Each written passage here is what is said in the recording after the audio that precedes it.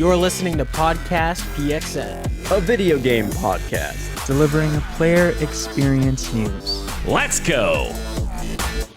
If you want opinions about Phase 4 MCU, you're in the wrong show. And welcome to Podcast PXN episode 255. According to some, it's 555. Not us, though. I am one of your hosts, video essayist and video producer at The Gamer from Portland, Oregon, Christian Macias. And if you can hear my AC, my apologies. But also, it's a little bit warm in the summer, so I need this. I'm joined over Discord. Yeah, we didn't talk about this? I don't remember. See, this is a pre-show question. Oh. But yeah, I fixed it. Okay. I'll give you details in the post-show if you want it. That voice. That sexy voice. That's not the voice of Sergeant Johnson. That's Kentucky's #1 Spartan and PXN founder, Daniel Prindle. That's me. That's all I got. Rounding out today's menage a trois, since Broshan is not here, the third person Sigma and my beer drinking partner, H. Dempster. any beer, anytime. Remember those cold ass beers we had in Kentucky? Oh my God. I was Twin like, Peaks? those glasses were like all cold, and you know what I mean? Scientifically Frostbitten. engineered to be the coldest Yeah. beer that you could possibly have. That's was so great. cool. Yeah. Is drinking beer back? Thank you to everyone watching and live and participating in the chat. Just as a reminder, we're live each and every single Wednesday at 8 p.m. Eastern on YouTube.com/PodcastPXN. Simultaneously running the show on Twitch.tv/PodcastPXN as well. The topic of the show this week is setting our expectations for Gamescom /opening night live 2024. That is next week. Next Tuesday. We should have thoughts next Wednesday on the actual ONL showcase, whatever that ends up looking like next week. But first, the show sometimes starts with a topic of the show. So let's go ahead and jump right in. I wasn't sure if I was going to do this or not this week, but then Roshan was like, hey, I kind of like when you did Tots first last week. I'm hosting again? Why not? Let's do it again. Let's run it back. Let's set our expectations for Gamescom. So guys, before we even talk about Gamescom this year, there's lots to talk about. Sony's going to have a presence there. Sony's also at TGS.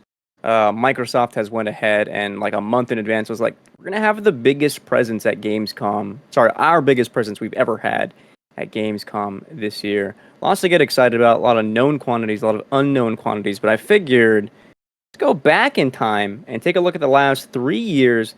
That way we can kind of judge what kind of show we can expect. Thankfully, this is the one time I'm enjoying that IGN has a rundown that is not in consequential order of the show, but actually the biggest announcements up top.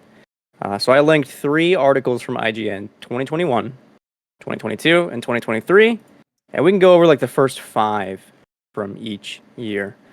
Before we do that, before we start over at 2021, I just want to gauge real quick expectations. Are you guys excited for next week, or are you kind of about what ONL is going to look like this year? Am I excited about it? I don't know if I'm necessarily excited about it, but I don't know. I personally, I feel like the temperature lately has been, in terms of the Xbox announcements, I feel like the temperature is now being turned towards the announcements being just updates on games we already know about, and or, small little things like we may talk about a little later in the show. But I'm a little concerned that we're not going to see what me and Gage want to see, is I guess what I'm saying here. And I think I know what that is. We're going to talk about that a little bit later. Yeah. Yeah, you added some things to the doc, which I'm sure we'll get into, but I think it's hard to gauge because a couple years ago, Gamescom was kind of huge and had a really, really good year. I think what's at least throwing me off, is that the 2023 year was kind of like just kind of a standard boilerplate, non Summer Games Fest, non E3 type showcase where you get some cool things and not really a whole lot of substance. So temperature going into this one, like I don't know, because Gamescom has had a really good couple of years. If you go back a few years, they've had some really good showcases, but the most recent one was kind of meh. So like going into this one, I don't know. I'm starting to worry as well, Dan, with what you said, that we might not be getting to see what we want to see. But I don't know. I'm still kind of hopeful, if I'm being honest. I always fall for the hype. The way I think about Gamescom is, if SGF and the Game Awards are your showcases, then Gamescom / Opening Night Live is more like a state of play. Mm-hmm. If that kind of analogy kind of makes sense. Right. There's chances for some cool stuff to show up, but also if it doesn't, then like those expectations were never that high to begin with. Oh no. What's up? Sorry. I just realized I had the tab on the wrong tab, so I didn't have the chat up, and Keurig been yelling at me that your nameplate's wrong, and I have Rose's name up there. Sorry about that. Whoops. I haven't played any games. There we go. It's right now. Sorry. How could you do that to me, man? For real, how could you do that to me? I forgot to switch it. I'm joking. Let's go ahead and take a look at the last 3 years. Gage is right. It seems like over the most recent one, 2023, was like the weakest of the three. But like 2022 and 2021 were actually stronger than I remember. So we'll take a look at some announcements for 2021. We had Horizon Forbidden West getting a release date announcement, an extended gameplay demo for Call of Duty Vanguard. We'll talk about Call of Duty in a second. Man, I forgot about Vanguard. It's just an aside.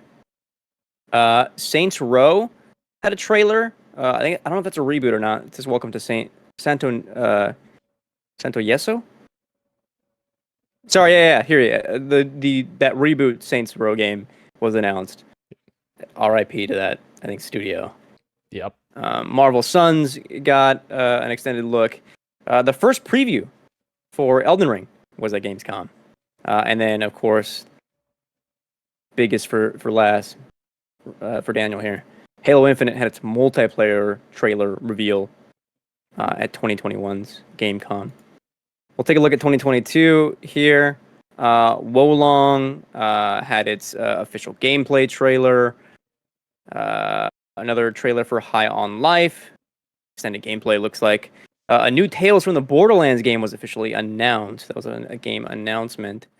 Subnautica updates, Lies of P trailer, and Where Winds Meet was revealed here.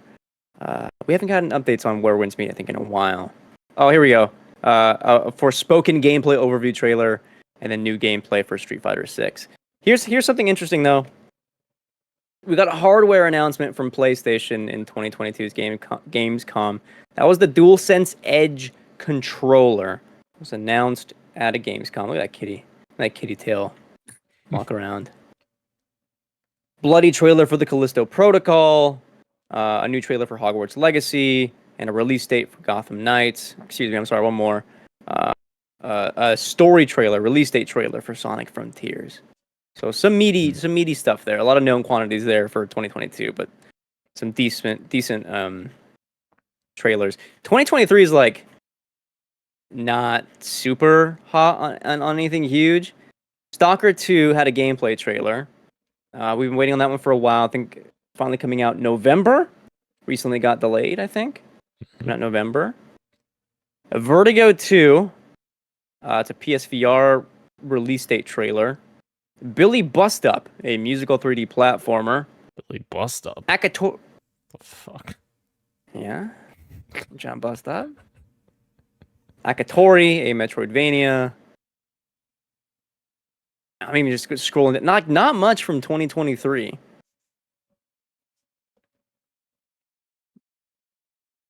Yeah.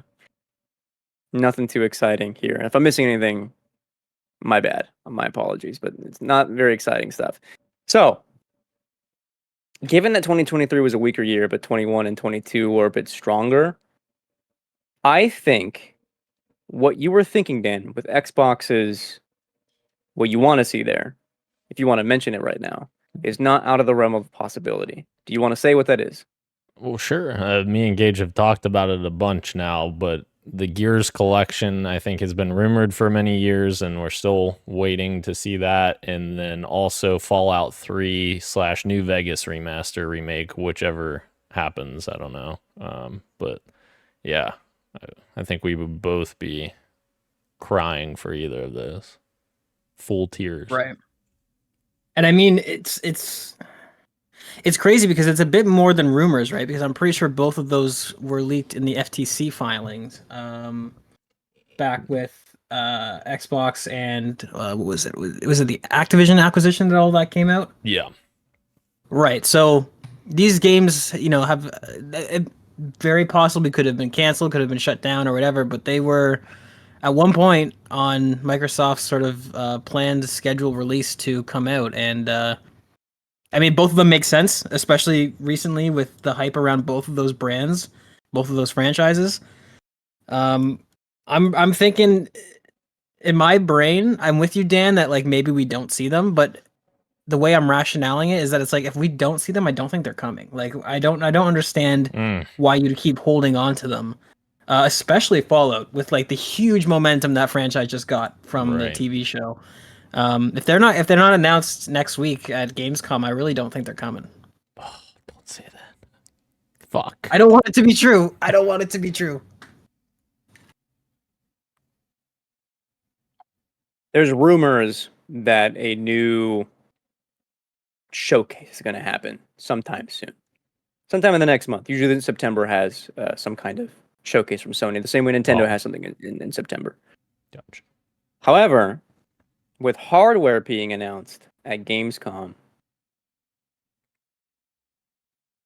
do we think we see any kind of pro console from either Sony or Microsoft? I know why it's weird. Here we go. Usually I have you like this. My bad. There we go. I fixed you guys. Now you're closer. I can see you better. I think there's a good shot of the PS5 Pro, but I don't think that Xbox is going to do a Pro model from the rumors that we've been hearing, because it sounds like they're going to try to release their next gen console in 2026, which would be just less than 2 years away at this point, or 2 years away, I guess. So yeah, I think very good possibility of a PS5 Pro, get it in front of a bigger audience than their state of plays would necessarily. I guess maybe a bigger audience, at least bigger European audience. That's true. That's an 11 a.m. show for me next Tuesday. 8 p.m. European time. Local. German, I guess. German time. 2 p.m. your time? 2 p.m. your time? Yep. I put somewhere in here. Where did it go? Where did it go? If you look at what to expect for 2024, there's a little article from VGC that talks about some stuff that are kind of known. One of those is including Black Ops 6, Monster Hunter Wilds, and Indiana Jones and the Great Circle. We know that Indiana Jones is supposed to be this year, but doesn't have a release date. Are we expecting a release date, you think, for that game? Oh, and absolutely. Then when? Yeah, if it's not a release date, then that game's not coming. I'm just kidding. No, I'm kidding. I think it's going to be probably December, just like the leaks have been saying. Absolutely. Did you like that riff on your comment, Gage? I did. It was excellent riffing. Dude, if you were a controller, you'd be a riff master. Actually, this ain't bad. I'm looking at the full slate here. Jeff tweeted yesterday, Black Ops 6. I don't know what that's going to be. That's a bummer, by the way. That I don't know if you've seen this, Dan, but with the entirety of the campaign already leaked, all the zombie stuff, it basically just through people accessing it through jailbroken PS4s. Fuck. Like that entire game pretty much has leaked now, which is kind of unfortunate. But more looks at Black Ops 6, Monster Hunter Wilds. That'd be cool to get like an extended gameplay. We haven't gotten like an actual gameplay demo It'd be cool to get that, like a longer look at that. Marvel Rivals, which I think all of us are kind of whatever about, but I mean, they're building up way more hype than Concord. Concord's out next week, and I'm gonna stop myself there. Dune Awakening, I'm kind of curious about this one. I don't know if it's a thing I'll play, but kind of like looking at it from the outside. And yeah, Jones we talked about, and then Sid Meier's Civilization 7, which is pretty big. And then Jeff mentions there will be new game announcements. I don't know what could be announced as far as like bigger titles. The only thing I could really think of is some kind of, at least from the Sony side, like a multiplayer project. I mean, I doubt it's like Jade Raymond's project, but at least if you have like some kind of concept teaser trailer, maybe that could rear its head. I don't know. No, I probably want to save that for a showcase. My fault. What about Sorry.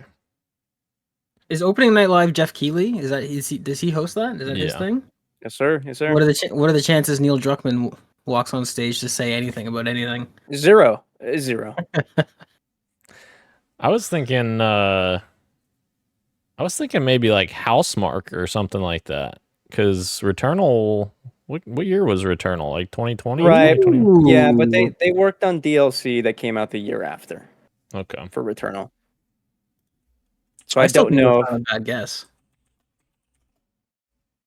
Yeah, but do you want to do that at like a Gamescom and not like a state of play or a showcase? That's So fair. That's a first party studio now.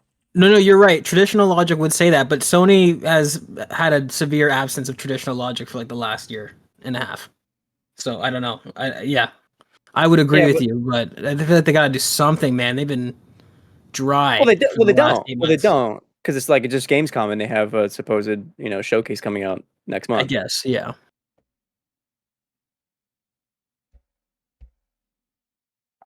Astro. Another like here's a level. Here's That's true. you get a whole level of here's what it is. Lego Horizon. Here's 5 to 7 minutes of two people playing through a Lego Horizon level. Or both. Or both. That's what it will be.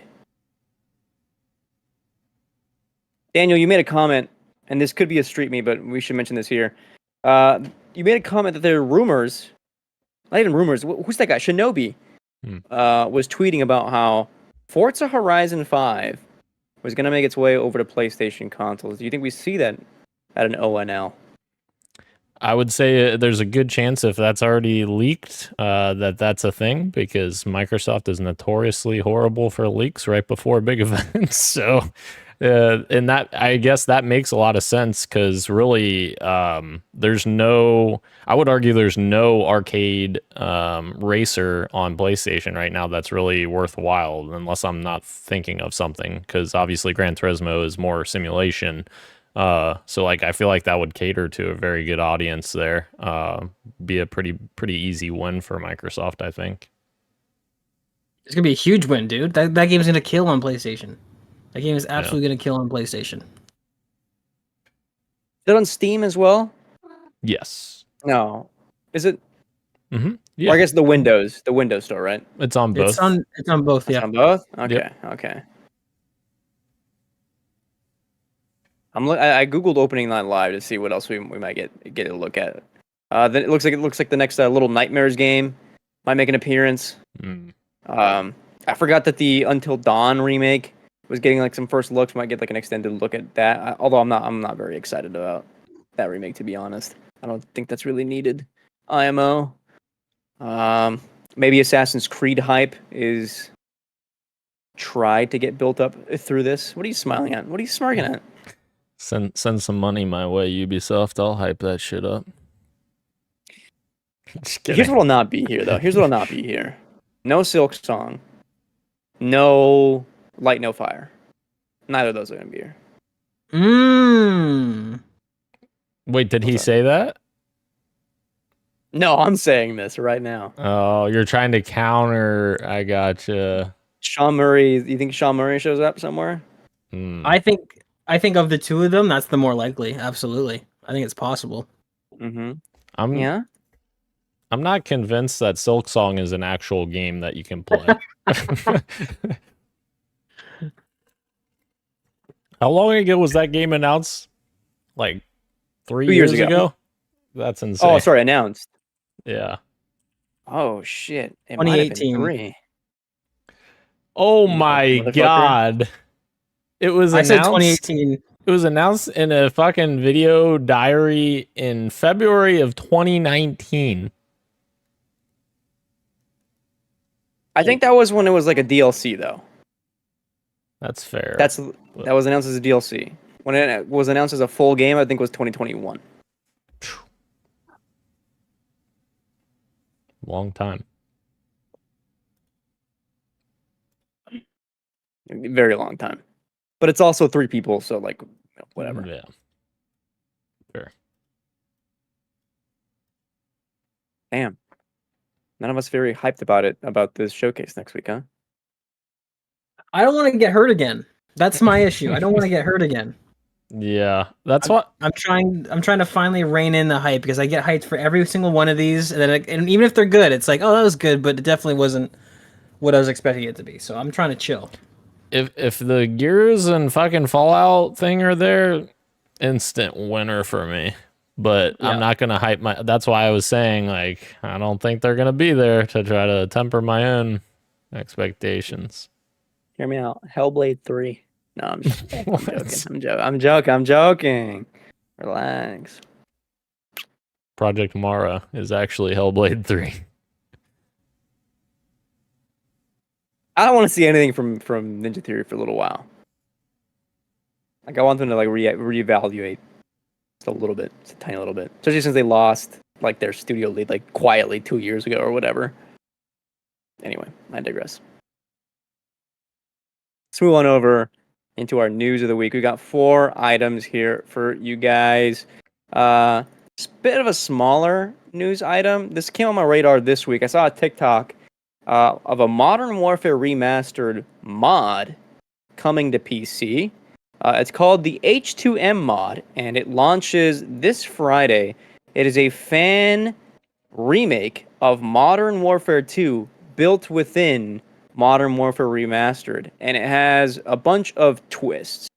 There are over 50 maps, including all the Modern Warfare 2 maps plus DLC maps, but also the Modern Warfare maps plus DLC maps, and they reworked campaign missions from Modern Warfare 2 into multiplayer maps, which I think is also kind of exciting.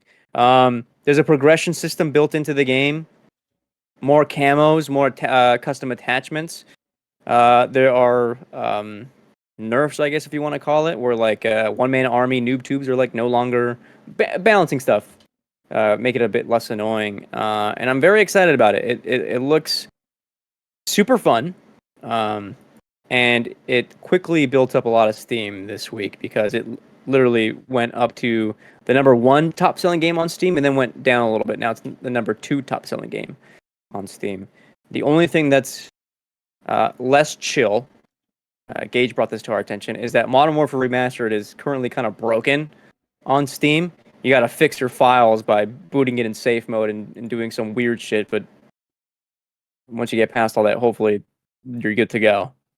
And I'm excited. Very excited. What are the chances that Activision verifies the game's Steam files to make sure that it's actually working?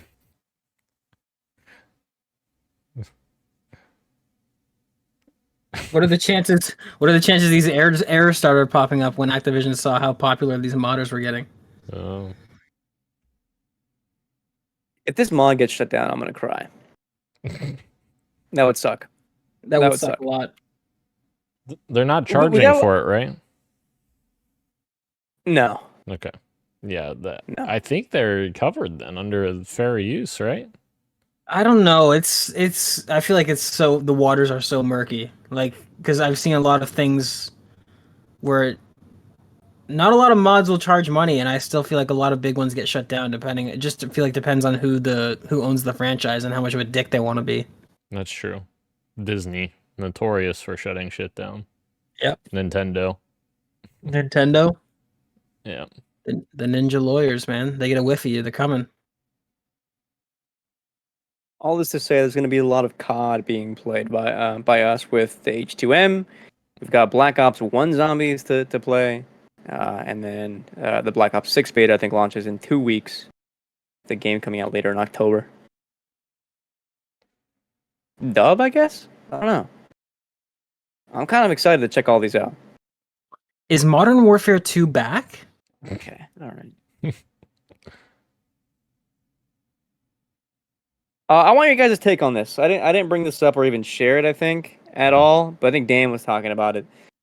This week, Tom Warren from... Where's he from? The Verge. The Vulva. The Verge. Thank you. The Verge. Big Verge. Tweeted about an article that which he did not write called "We Played Valve's Secret New Shooter, Deadlock." It's like Overwatch, Dota 2, and Team Fortress 2 all baked into a pie. And this caused a bunch of discourse within the hour because you're not supposed to talk about it. However, Tom Warren was very adamant, saying, "We did not sign an NDA. There were no contracts and no verbal agreements." I haven't even clicked through EULA. The only thing that happens when you boot up Deadlock is that you get a pop-up message that says early development build. Deadlock is still in early development with a lot of temporary art and experimental gameplay. Do not share anything about the game with anyone. And you can click OK to get past it. However, Tom Warren was like, you can just hit escape key and you get past it. So I did not agree to this. I just hit escape. And so discourse about the ethics of journalism in this situation within the game space arose. And it was like half a day of discourse where one half was like, that's not cool. I think a lot of developers were operating under the assumption that people who are playing this would not share this based off of this message. And therefore you're like, he got blocked from the game. Like he can't play anymore unless he gets invited, which is like a weird workaround. But they weren't cool with him talking about it and sharing details about it. The other half is like, well, hey, if they wanted not people to not talk about it, then why didn't they just have an NDA? Why is there Reddit threads with invite codes with 25,000 people playing the game right now? Why not tighten up? This seems like they weren't really actually that tight about it, and he's a journalist. He has a duty to, not duty, but like it's his job to report the news. And if he did not sign an NDA nor was made to sign one, this is news and should be talked about. So I kind of just wanted your guys' thoughts on where you fall on all this. I think it's tricky because like I can see the points on both sides and I agree with points on both sides. So I think I fall somewhere in the middle where, you know, Sure. You see this message and it's like, yeah, sure, you probably shouldn't share anything from this because, you know, just to be respectful, like, of the developers who worked hard on this game and are trying to make it the best they can be and just trying to get it out there to an audience to gauge, like, reactions on different gameplay mechanics or whatever. So on one hand, it is like kind of shitty for them to just say, fuck it, like we're going to be the only outlet that reports on this, which is in turn going to give them a bunch of clicks, obviously, because they're the only ones who reported on it initially. And obviously we've heard leaks about this game. So there's that side of it. And then there's the other side of it where, you know, I can see the argument where they're saying that they didn't sign an NDA and they feel like they have an obligation to report this because it is newsworthy and there's 20,000 people playing this, which to me isn't a completely fair defense because there's big tests all the time that happen with thousands of people that people do sign NDAs on. So yeah, I do think it's a bit of semantics for them to overlook the message in the beginning and for them to just kind of say, fuck it, we're just going to do it. But also I can understand the idea that they feel like they need to report it because it is newsworthy, I guess. Yeah, I don't know. This is tough. I feel like I don't know that I like his argument of the fact that this pop-up screen happens and it says, you know, please do not talk about this. there's an OK button, and he's like, "Oh, I didn't hit OK, I hit escape." It's like, Yeah. but how do you know that escape doesn't just route to the OK? Like, that's that's the part that bugs me in all of this.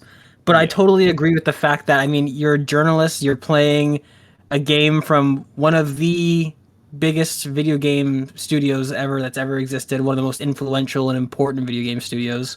It is having a massive play test, and I mean, I don't know. I see that the opportunity there. I don't know, and I know you corrected yourself, but like, I think he's maybe kind of using a shield of like, I'm a journalist and it's my duty. Again, not the word duty, but like, it's my prerogative to want to do this. But like, I haven't seen Kotaku talking about it. I haven't seen IGN Right. talking about it. I haven't. So I don't know that it's kind of one of those things where he's talking about it like it's an obvious thing. Like, oh, obviously I'm going to talk about it. I'm a journalist. Like, I don't know. It seems like the big guys kind of had a feeling that like maybe we shouldn't talk about this. Right. So I don't know. I feel like I'm with you, Dan, where that I'm kind of in the middle, except I'm leaning more towards the fact that it's like, I don't know. You got a message that says don't talk about this. I agree. And sure, you didn't put your digital signature in, sure, but like, you saw the message, and you can argue like, I didn't hit OK, I hit escape. To me, that's a weak ass fucking argument.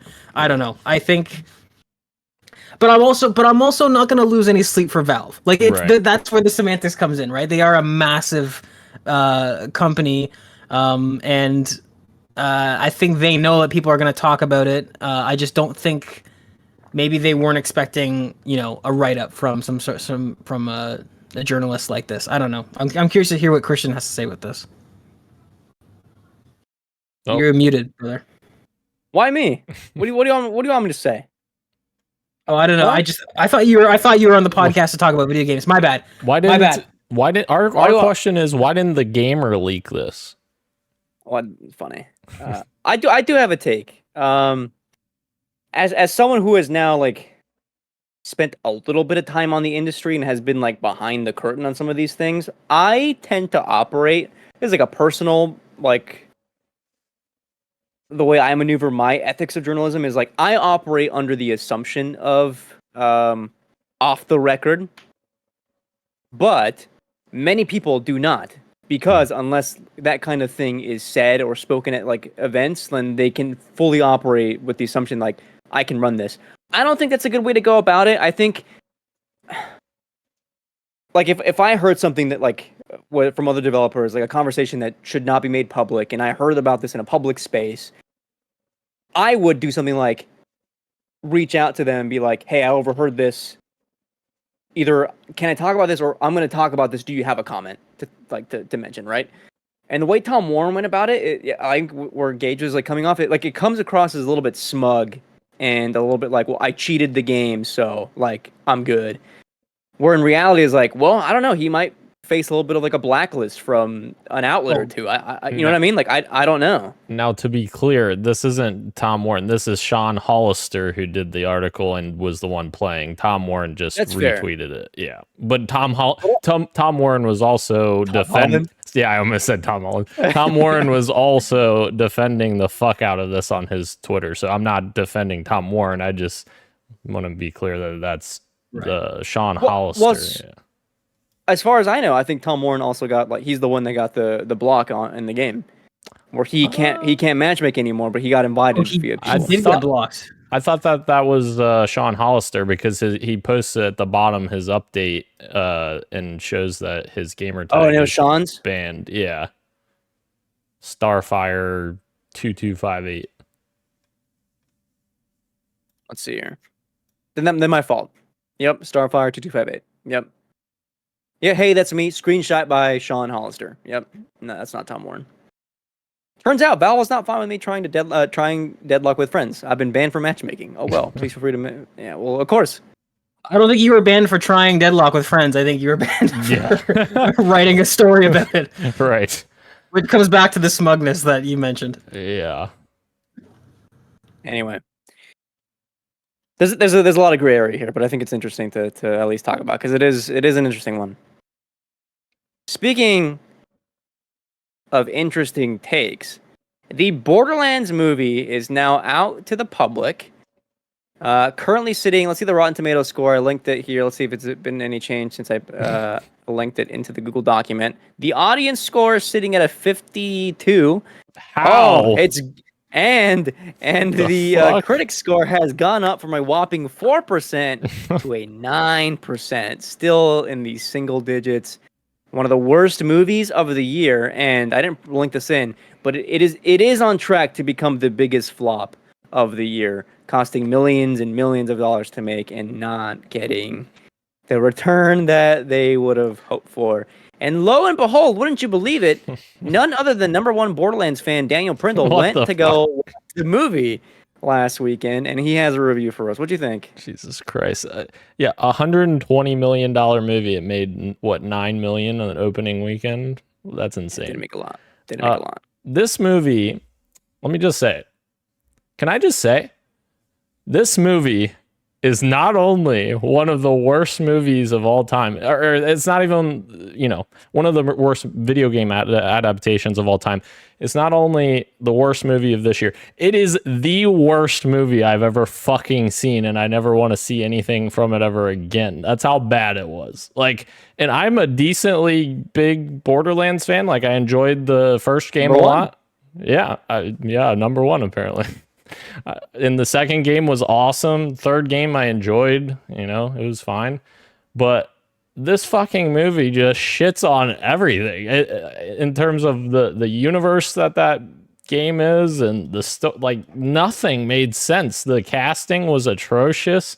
The writing was non-existent. The writing in this fucking movie, they say a one-liner, and I'm not kidding you, they're expecting people to fucking laugh, and I'm just sitting here what the fuck is this even a comedy? Borderlands is known for its comedy, and this movie doesn't even understand the basic principles of fucking comedy. That's how bad it was. And let me just say, at the end of the movie, when I'm just gonna spoil it. So if anyone really wants to fucking see the Borderlands movie, God help you if you do. Turn off for the next 30 seconds, because I'm gonna spoil the end right fucking now.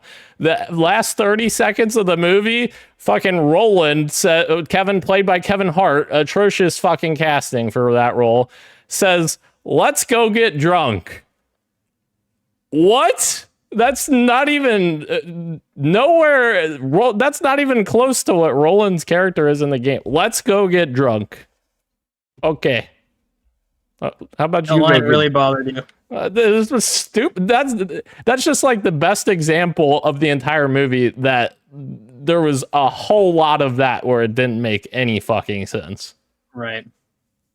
In response, Randy Pitchford has said, God, "You don't want to see the beast in me," and went to Twitter.com to block a shit ton of people who giving honest feedback and criticism about the movie, who are genuine Borderlands fans, and has gone so far as to distance himself from the movie entirely, despite a couple of years ago being very adamant about how, tweeting about his on-set presence almost every day, making sure they were bringing his vision to life. Well,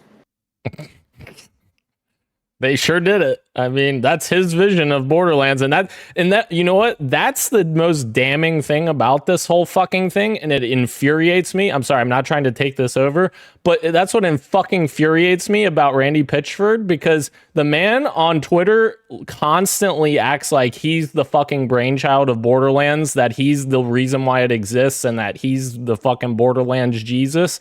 I'm sorry, Randy, but without your fucking development team, you would be nothing, because this movie clearly illustrates you have no fucking clue what the fuck Borderlands is. So there you go. What did he threaten Paul Tassi with? he was gonna buy a piece of the movie. Yeah. And he's like, "Oh, I don't want to hurt your money or whatever." And what will you do with this offer? Yeah. Weird ass interaction, dude. Yeah. Movie of the year. Terrible. What would you rank higher? Kingdom of the Planet of the Apes or Borderlands? Well, obviously. Fucking Borderlands is at the bottom of the fucking barrel. I can't even find the bottom of the barrel. It's so fucking far down there. I'm going to watch 2 bad movies pretty soon. I keep bringing it up. But I'm finally gonna do. I'm gonna watch Madam Web. And then I think I'm gonna get into those director's cuts of what is that Zack Snyder movie on Netflix? Oh God! Rebel Don't Moon. do it. Rebel Moon. Rebel Moon, yeah, Rebel Moon. The director's cuts are out there. I might do it. Just why not? This guy will be like, I'm not gonna waste my time watching the second season of The Last of Us, but I'll sit there and watch 5 hours of Zack Snyder jerking himself off on screen. That's like the right kind of slop I need. Like, No, it's not. No, it's not. It's just bad. How much do I gotta pay you to go see Borderlands? I mean, listen, if we wanted to do another movie night, I would watch this on streaming. No, I'm kidding. I don't want to fucking see that movie Let's again. do it. Oh, I would do it too. God. Yeah, why not? Some We'll get gummies. Yeah. Have a couple so- beers. Yeah. Some hot honey pizza? No, doesn't matter. Doesn't matter. I can't remember a single name of a restaurant. La Rosa's? The roses. La Rosa's? Let's get to our final news of the week item. I was saving this one for Roshan, but he's not here today. Although I think all of us can mention just a quick happy hello thoughts on this. Tango Gameworks, after it was closed by Microsoft, what feels like 2 or 3 months ago, I don't remember how long ago it was, has been acquired by Krafton, revived even, and they're going so far as to, I mean, they own the rights now to Hi-Fi Rush, but they went ahead and rehired every single employee that was displaced after Microsoft's closure of the studio. They're freaking back. Krafton, of course, owns Mac and cheese.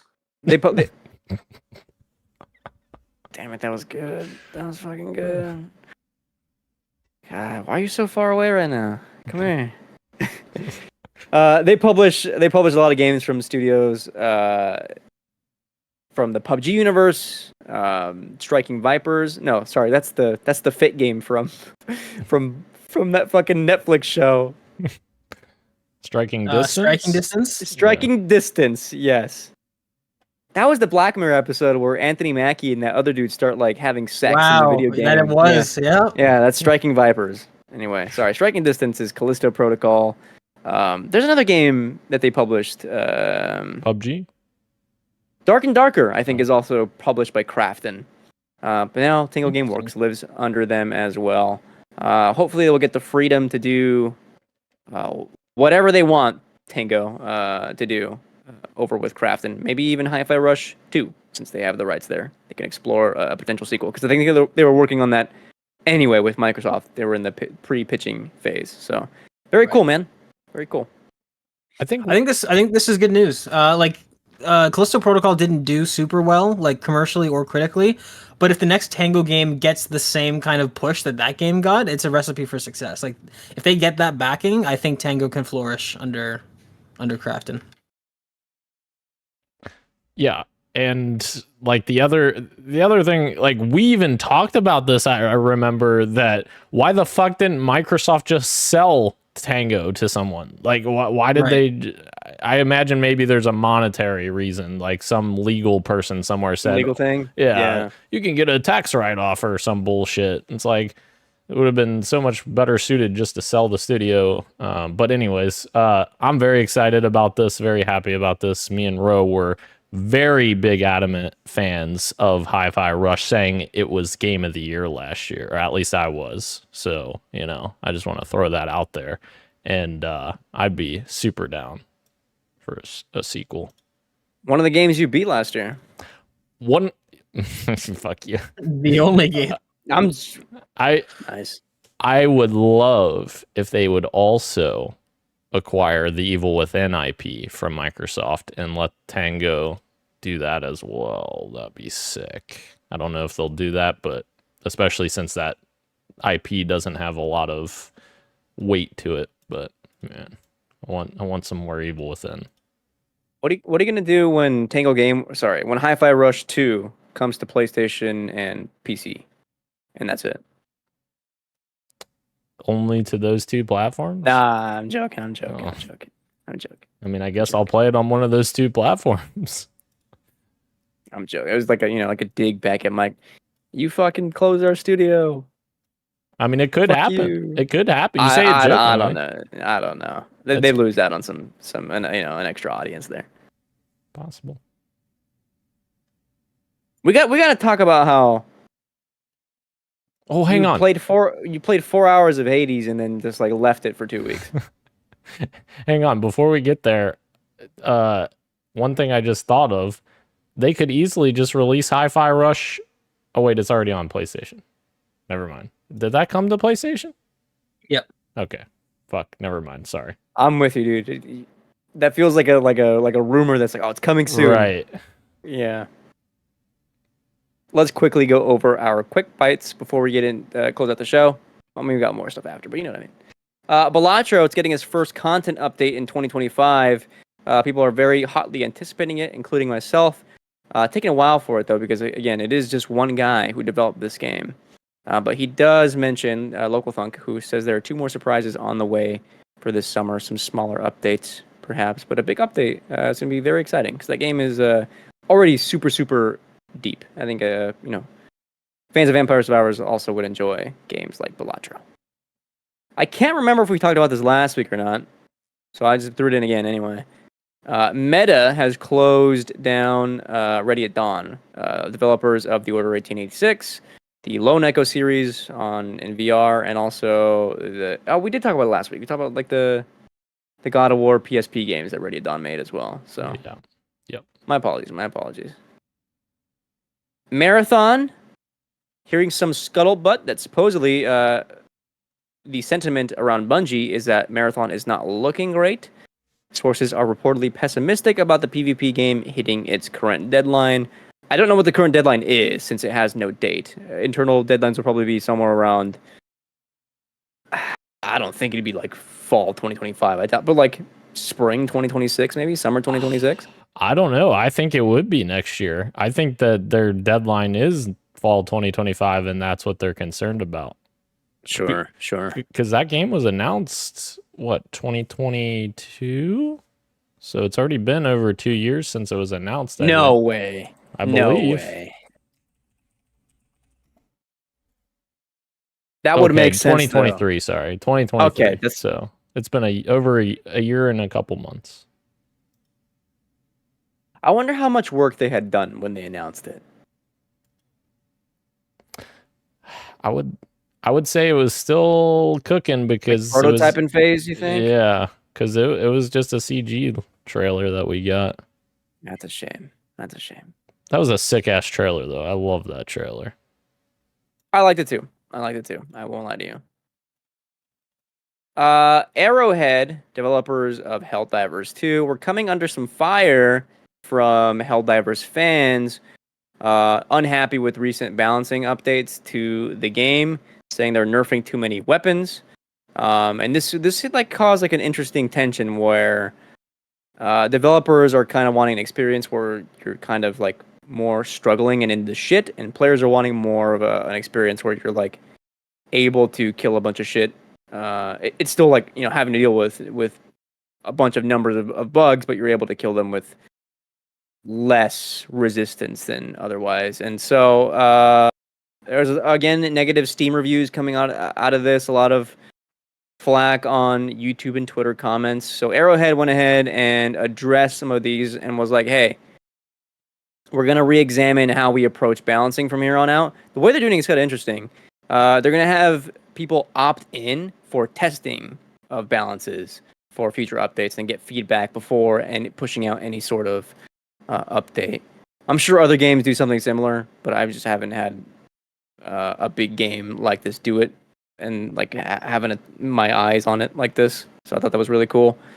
The list goes on, but yeah, they are aware of fan unhappiness.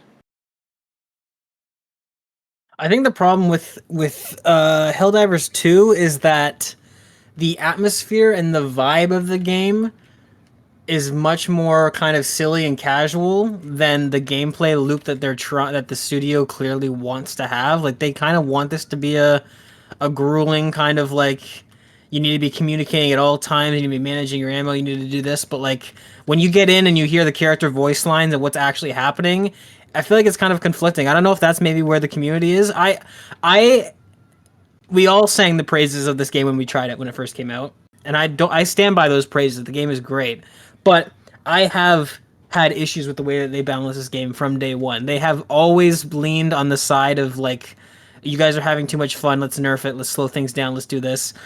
And my big concern, I don't know, I haven't looked into this. I don't know what the main sort of pillars of the criticisms are from the community, but my thing has always been that this is a PvE game. This is a game that, above all else, should be about you and some friends getting together, having fun, killing bugs, restoring democracy, etc., etc.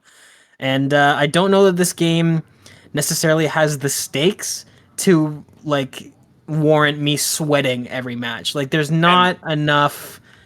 There's not enough for me personally. There's not enough of a gameplay loop of like, I need to be sweating right now because there's something cool to unlock or there's something I'm gonna get. Like, it's just, you're just grinding for materials to get upgrades for your ship. I don't know. And that is not what Helldivers 1 was. It was very much like this, you're in it for a hardcore experience. Like, Really? it is a brag to be doing the hard missions. You are like the best of the best, and you need to be watching some YouTube videos to like get the right gear, get the right load up to like make it out of one of these harder missions. And like that was what Helldivers 1 was, and that was the draw for like the niche audience. But because it blew up, more casual audiences are like, that is not what we want. We don't want to sweat, which is fair because a lot of games are trying to be like the hardcore, more sweaty. You want to be invested in it, and like it seems like people are enjoying more of the casual, fun approach to Helldivers, where it's like low risk kind of entertainment, which is totally valid. And developers are like, well, that's not really the vision of our game, but if that is not what people want out of this, we'll go ahead and address those down the line. Which is like, okay, sure, we'll see how they handle it moving forward. See, I think they could go fully the other direction, but they need more incentive and like in the game. Like, I don't know how Helldivers 1 was, if it was kind of like if there was things to be rewarded with for doing all those insane things, but like in this game, everything is so like instance based, like just one match based, that there's nothing to pull out of a match. There's nothing to go into and sweat your ass off to bring back to then make your next run better. I don't know. I feel like they could go that route, and I could find that fun, but I just need more incentive to want to do that. Sure. I think also, like, in my opinion, I think it would go a long way to have a couple of different modes set up to kind of cater both audiences. You have a bit more hardcore mode that does have like more exciting rewards, like Gage is talking about. Like, you know, they have their store items, and there's another thing I can't remember what it's called, but like the pass things. And like, if you took some of those items that are like more rare and made them like an exclusive that you could only get in this more difficult mode, it might be something that would be exciting for people to go in and try to do that more difficult mode for those things. And I then agree. and then you have a casual mode for people that just want to jump in and have fun and, you know, just chill with their friends. That'd be great as well. But I will say, I mean, props to them for doing this test environment, because a lot of games back in the day used to do that, and I feel like games have gone away from doing that nowadays. Like Battlefield, for instance, was a big one, that they had a separate Battlefield instance that was a Battlefield test server that they would test stuff like this. So I think that's a really good change for them to do that. Last quick bite here. Apparently, we'll see if this is true or not. Some of these Twitter accounts where this ship pops up is like, well, this guy's name, the Hunter, the next gen player.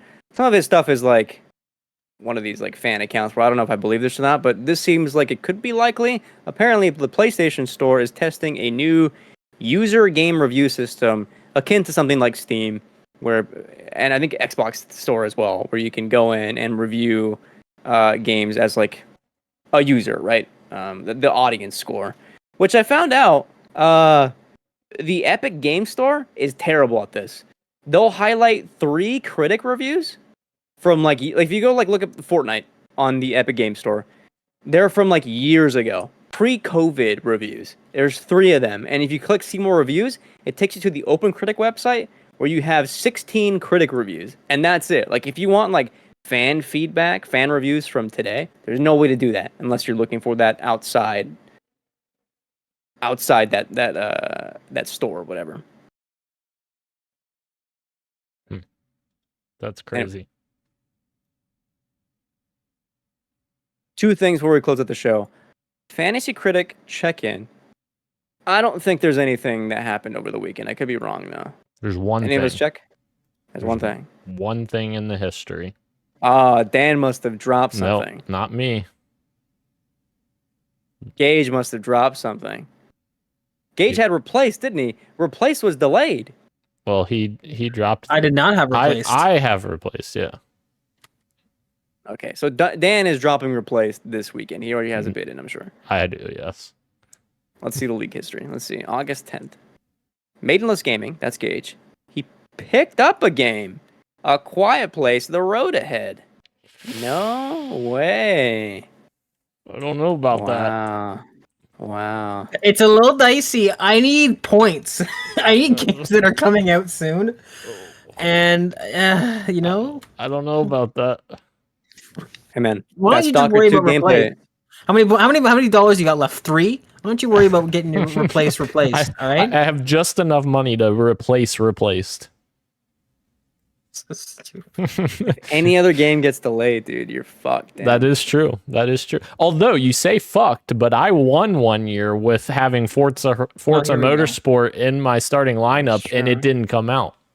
So, dude, Metal Gear Solid Snake Eater. How the fuck did we not talk about that? Like maybe make an appearance at Gamescom.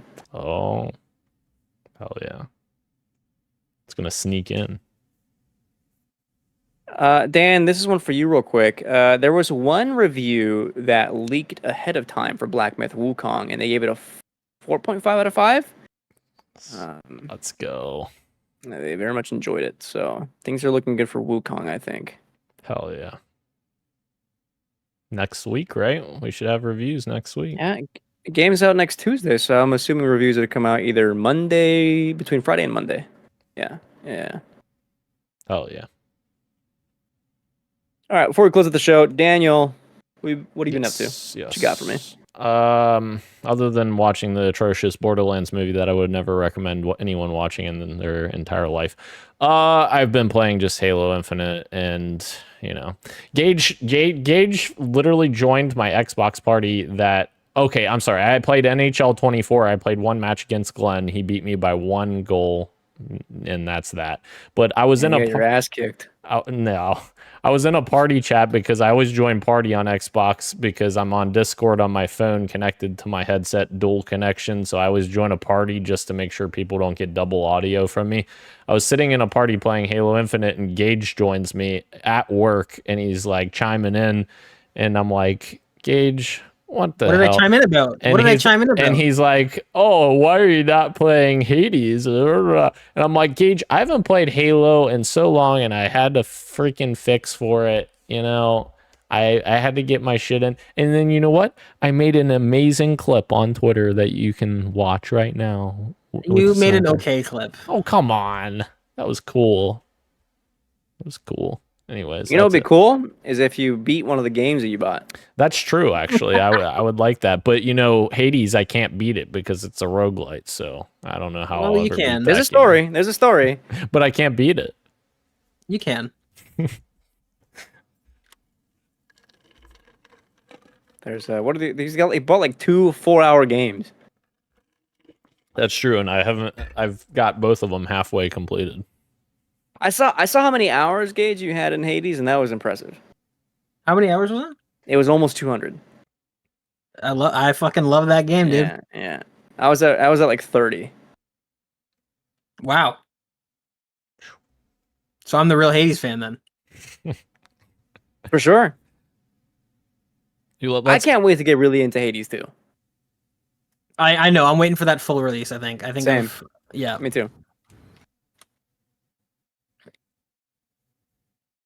What are you tapping away? Oh, I was gonna say let's compare Halo Infinite stats and see who the real Halo fan is, but you know, Dan, yeah, it's fine. We know. Gage, what are you up to? What have I been up to? I've been playing the new Played Up update, which came out. Oh, and that's was, That's right. Yeah. So Yeah, so fuck you those guys- tacos. tacos. I kind of like. They're fun. It's hard, but you know what? It's a roguelite. It's supposed to be hard. Tacos are fun. Play it up is fun. Playing a little bit of that. Getting frustrated in FIFA, which is a dumb game for dumb people. And I do not enjoy it at all. Played a little bit of Halo Infinite, and I think I'm right now just trying to decide what game to get into next. So I don't know, man. I gotta take a look at the backlog and see. I tried to finish off a little bit more Fallout New Vegas, but I'm stuck on a DLC that I'm not super fond of, and I booted up with the intention of trying to put hours into it. I play for like 15 minutes, and I'm like, I'm done with this. I don't want to do this anymore. It's been a slow week for gaming. We're gonna get really into COD. What are you talking about? We are. We absolutely are. Yep. Can either of you guess my playtime in hours in Halo Infinite? This is actual playtime, not sitting at menus. How did you decipher that between? It's on Halo Tracker. I'll let Gage guess. 412 hours. No, he's probably close to 1,000. 894 hours Yeah. Jesus Christ! How many hours in a year? of playtime. A lot. Are you kidding? Isn't there only like 4,000 hours in a year? No. What? 365 times 24, 8,760 hours in a year. Okay. Yeah. Okay. That's a lot. You're insane. Still takes you 3 snipes to get a wasp, though, huh? Well, yeah, you can't kill a wasp in one snipe. That's not possible. You can if you get the pilot. You can't snipe them out of the wasp, I don't believe. If you're very, very good, I think you can. You can only do that against Wraith when the hood is popped. Yeah. All right. Well, if no one's gonna mention it, I'll bring up the game no one wanted to mention. We all played Dungeon Defenders. All right. Oh God. We all jumped into some Xbox 360 era tower defense game. I actually didn't think it was that bad. I liked going into first person and back to third. I understand the hook. Maybe a little bit simple, like past its expiration date in 2024. But we also play one of the easier levels. If it was one of the harder ones, level, yeah. If it was one of the harder ones, I don't know. I feel like Gage is right. Like this game probably, I think it probably has some juice. Is it going to compete with whatever bullshit games you like now? Probably not. But I don't know. I don't think it was bad or anything. I can't wait for Orcs 3. Orcs 3 is already out. No, right? Or what's the new one? I don't know. I don't know what the new one's called, but Orcs 3 is the one that we played. Oh. You excited to play 4 hours of it and then not play it for 9 days and then go play 1,000 hours of some game you've already played? Christian. I'm grinding. I'm on the third to last rank for Halo Infinite. And we're gonna magically stop once we hit the max rank. No, but I will slow down a little bit. You're insane. I jumped into Dark and Darker, which is this not an extraction shooter, but an extraction slasher. Yeah, and it is really fucking hard. It is really fucking hard. Thank God I only came across other players once in the 3 games that I played, but in the third and final, I made it out. Nice. I escaped once. It was pretty fun, but I don't know if it's a game that I can get like hardcore into. And then all of us collectively played through and finally beat the Halo Reach campaign. And so I have an updated ranking for you of the Halo. You know what? Before I even give you the ranking, my thoughts on Reach. Everything that I loved about Halo 2, which was the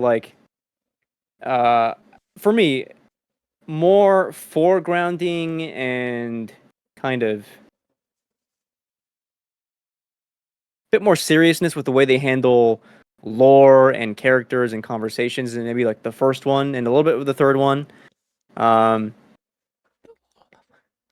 lump the third one in there. Get the fuck out of here. Third one's a bit more action focused. Second one's a bit more like, here's the fucking Arbiter having a fucking conversation with someone on this fucking this fucking ship that's like, it doesn't matter anyway. the thing that was missing for me about the original trilogy, maybe ODST a little bit, is that like I deeply wanted some characters that have like actual charisma to them, I guess. Not charisma per se, but like characters that like are characterized, that have differences in opinions and differences in the way they act and differences in the way like they engage with each other, and there's tension between them, but also tension with them and the world they exist in. And like, yeah, people are right. Halo Reach is like, I think maybe the best one. That campaign I thought was the most engaging out of all of them by far. We joked around when we were playing like, oh, they decided to finally make the main characters interesting. But like I'm also not joking when I mention that. Like, No. I get Master Chief is supposed to be this stoic character and this hero, but to me he's the Aloy of the Xbox franchise, where like he's like get the fuck out of here. He's kind of a charisma vacuum because I have no attachment to him. Like, he's a cool character, sure. I think it's a cool design, but I also don't think there's a much to him that I gravitate to. And Halo Reach has like 5 or 6 different characters that I think are all on display constantly and are all having their own moments to shine and all have like just cool moments throughout the game. And they make me care about them way more than I thought I would. Also, I found this like the way they shoot the scenes really interesting. I don't know how I feel about it yet, because there's like they do this technique where the camera is supposed to be someone that's like following them, like first person. But then they cut away from that, and I don't know if it's supposed to be like we're actually in there or not. But I think it also kind of works, because there's a lot of like kinetic movement where like if there's an explosion nearby and all the Spartans like take cover, the camera also takes cover, and now we're like on the side and stuff. Like, they're doing a lot of camera techniques that I think are really awesome. And I think Dan always talks about the skyboxes and the art in Halo games, and I think Reach is another case of another strong example of the way these games showcase their art, because it is like truly astounding what some of these locales look like even today. So I ranked Halo Reach at the very top. My number one game. Yeah. Reach is literally like the culmination of Bungie learning like how to position cameras and cinematography, because like that, you're right, that is spot on in Reach, whereas the other ones, like, there's certain moments in Halo 3 and Halo 2 that I could point to, but like overall I agree with you that Halo 3. For me, what that does is like the whole campaign of Halo Reach is like them trying to stop this attack and save Reach, but like we know from even like before the halfway point that that's not really going to happen, and they're just like pretty much just hanging on by threads, and somehow it gets worse and it gets worse and worse and worse. And how do you do that? By having like literally like the camera position yourself in it. You're not like a window into it. You're in them. You're in this fucking falling city, falling planet, whatever, with them as it's happening. And I think that works a lot. It really puts me in it. We joked around a lot, but like, oh, hold on, let him experience this. But like, it is working. It did work in this campaign. I also have to very briefly defend Master Chief, because I think that part of you don't. It's my opinion, Daniel. You missed my context clues. No, I'm just... I feel like some of his character was lost on you, and it's not your fault. It's, in my opinion, a Halo game should always be played solo first before being played co-op, because I feel like a lot of the nuance of his character we missed out on in the in-betweens, because not all of his character development happens in the cutscenes when we're being quiet. A lot of his character development, especially with Cortana, happens in the in-betweens when you're in gameplay or, going from different points, point A, point B, whatever. I think that's totally fair. And I do agree with you. But my counter is like, I did the same thing with Reach that I did with all of them, which is like turn on the subtitles when we start playing, because even if you guys are talking in between gameplay, I can still read and follow along. Right. And I didn't feel the same amount of attachment for Chief the way I did for the Halo Reach characters, like in between. Even when we're joking around about Sergeant Johnson or Mombasa or whatever. I think it's like a personal thing. I will also add, I'm very interested to see what your thoughts are on Halo 4, because in my opinion, Halo 4 is the strongest connection to Chief in particular in terms of your connection to him. Here's what I'll do. Here's my promise to you. Before we start 4 Guardians, I'll watch like a YouTube recap of Halo 1, 2, and 3. Just to get like, rekindle whatever, connection with Master Chief. I'll do that for 4. I want to say that like I had a feeling. I want to point out. I want to just say on the record that I did have a feeling that this would be the one that Christian would like the most. And I think the reason why I like it, Halo Reach isn't my favorite. It's not even my second favorite. But the reason why I love it so much and what I wish Halo would get back to, and what Dan and I split on the 343 era, is that to me, what made Halo unique as a sci-fi was the sense of dread, was the sense of like, as opposed to just being another sort of universe where it's like the good guys versus the bad guys. Halo, to me, when it was at its best, was like the good guys are barely hanging on, and there's just like it's they're embers on a fire, and Halo Reach does it so well. Not only the camera, but like the sense of scale. There's this cutscene that a lot of people love. Spoilers for Halo Reach, which is 14 years old now, where you do this whole mission to destroy one of these carriers, and then just a bigger one shows up that's like dwarfs the first one, and immediately just the entire team's like, well, fuck, that was all for nothing, and we kind of just are getting our ass kicked. There's lots of great lines about like, I don't want to know if we're losing, I want to know if we already lost. That's one of my favorite lines in the game. The vibes of Reach is awesome, and the art style. And Dan, you're totally right. This was like the culmination of everything that Bungie had learned over the years, and you could tell that they were putting everything they had into this what they knew was going to be their last time in this universe. And it was a great send off. I love Halo Reach. I love the cinematics. And I'm glad you liked it. Which, that's so interesting. I'm not meaning to extend this further, but that's so interesting that you really like the somber and that kind of aspect of Halo Reach, because like I feel like Halo 4 is very much the same aspect of that, where you're like Chief and Cortana, you're very much in, I don't want to spoil anything for Christian, but you're very much in the same position of like you're feeling hopeless and somber, and things start falling apart. Like that's why I connect so much to the Halo 4 campaign, even more so than Reach, and I very much agree with you. I love Halo Reach as well, and I'm glad Christian likes it as well.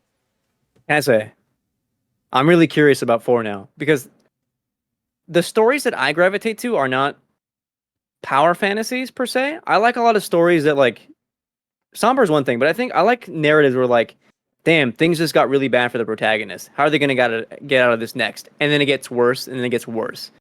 Those are the kinds of like things that like, oh, when they're really struggling, where I find like really compelling narratives.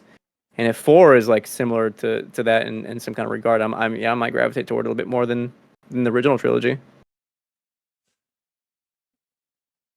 What was your rating? What was the final rating on Halo Reach? Oh, and like on back like that, like the star rating. Yeah. It was the best one, 3 out of 5. I give it 4 out of 5. Wow, that's a good score. Good score. I think the only thing, my only like criticism is like, well, at the end of the day, it's still like largely the same gameplay from the first, like the other 4 we played. There's some cool mix-ins where like you go to space and like a ship, then you fly the ship. You should, now that you've played Halo Reach, there's a video. No, never mind. I'll talk about it off air. All right. And speaking of off air, thank you again to everyone joining us live on YouTube and Twitch, as well as podcast services everywhere, including Apple Podcasts, YouTube Music, Spotify, and everywhere else you get your pods. Let us know. Let us know your Halo rankings. Thank you, Ro, for being at work. Thank you, me. Thank you, Gage. That's Daniel, and this has been Podcast PXN, and we are leaving for the day. Much love, and keep on Haloing.